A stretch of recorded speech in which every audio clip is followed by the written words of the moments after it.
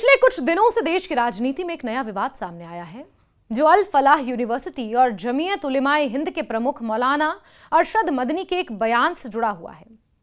यह मुद्दा अचानक इसलिए चर्चा में आया क्योंकि मदनी ने अपने भाषण में आरोप लगाया कि देश में मुसलमानों के साथ भेदभाव किया जा रहा है और खास तौर पर उच्च शिक्षा संस्थानों में मुस्लिम नेतृत्व को जानबूझकर रोका जाता है।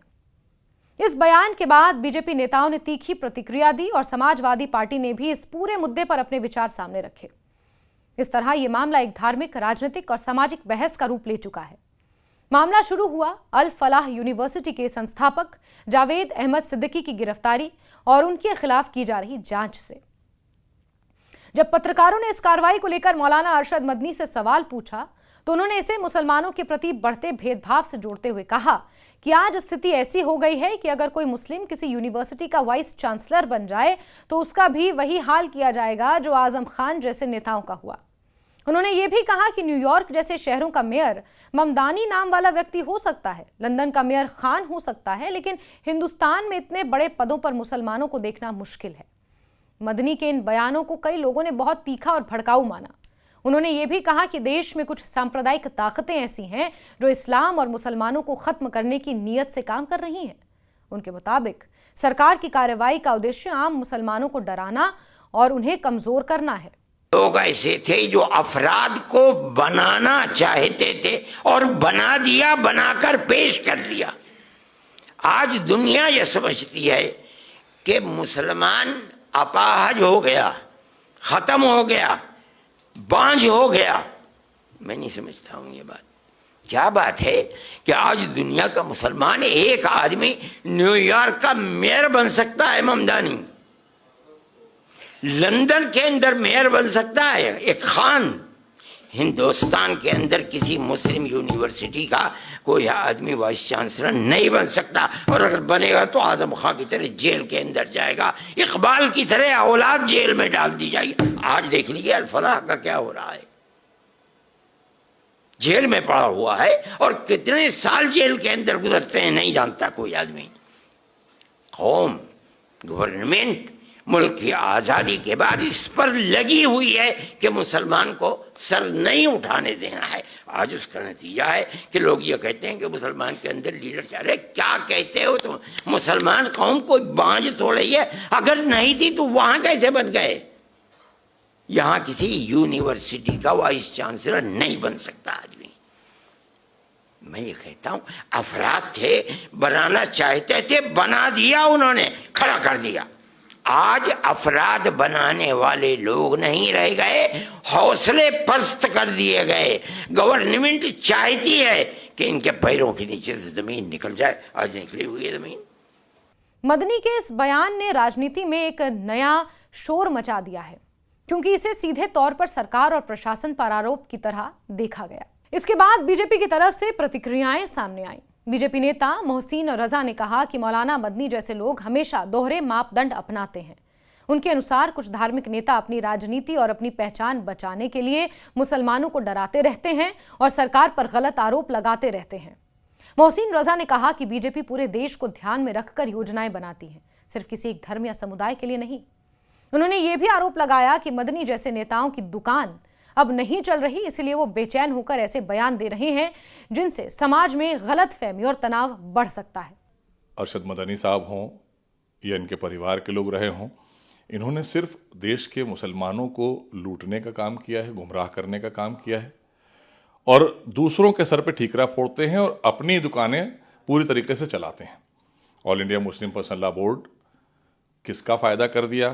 पूरे देश के मुसलमानों का क्या हश्र किया इन लोगों ने?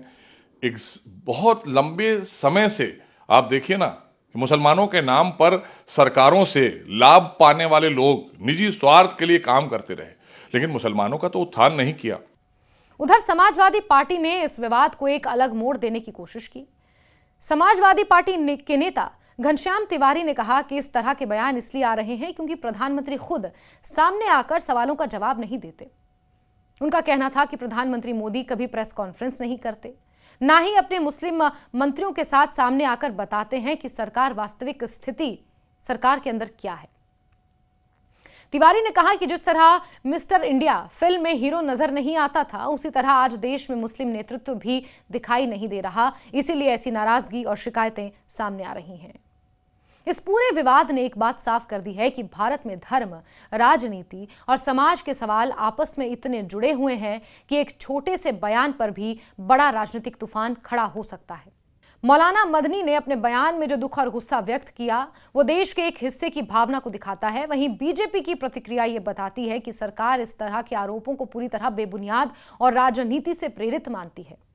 समाजवादी पार्टी का ये बयान ये संकेत देता है कि विपक्ष इस मुद्दे का इस्तेमाल कर सरकार को घेरने के लिए करना चाहता है। इन सब के बीच आम जनता उलझ जाती है, खासकर वो लोग जो दिन रात अपनी रोजमर्रा की समस्याओं का सामना करते हैं और जिन्हें राजनीति के इन बहसों से ज्यादा फर्क नहीं पड़ता। जम्मू कश्मीर जैसे इलाकों में लोग पहले से ही संवेदनशील परिस्थितियों से गुजरते आए हैं। वहां के लोगों के लिए यह समझना मुश्किल होता है कि देश के दूसरे हिस्सों में हो रही ऐसी बहसों से उनका जीवन क्यों और कैसे प्रभावित होगा।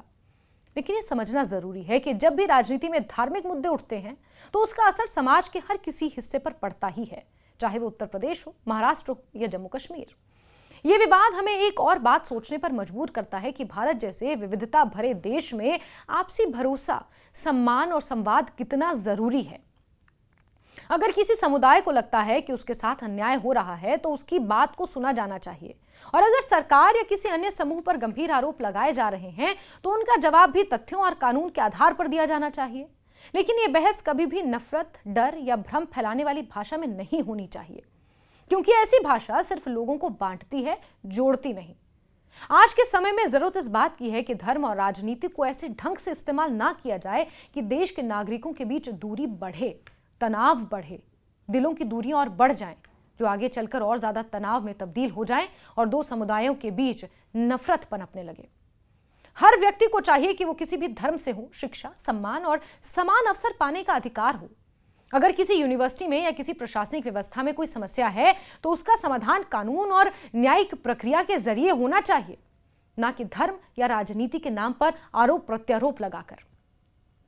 अल फलाह यूनिवर्सिटी और जावेद अहमद सिद्दीकी के मामले की जांच अदालतें और एजेंसियां कर रही हैं।